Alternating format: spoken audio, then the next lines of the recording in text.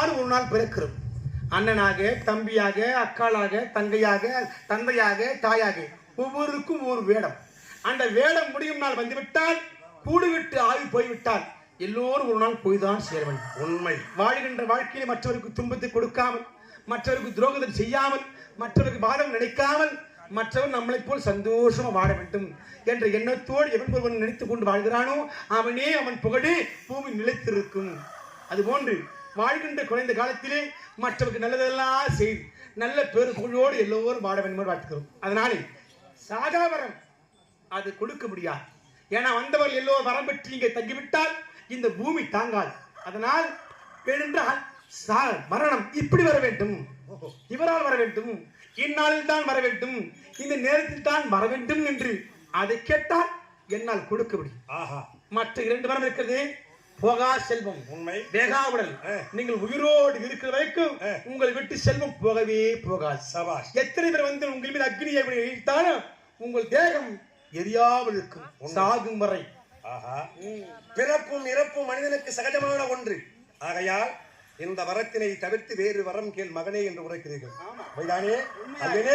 இந்த வரம் தந்தருவே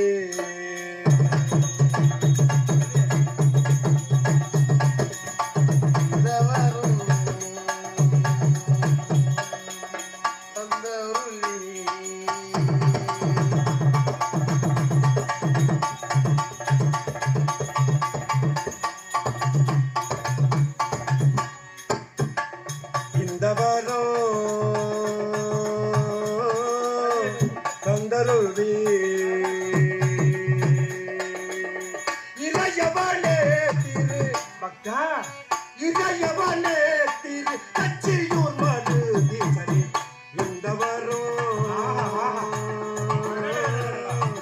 தந்தருவே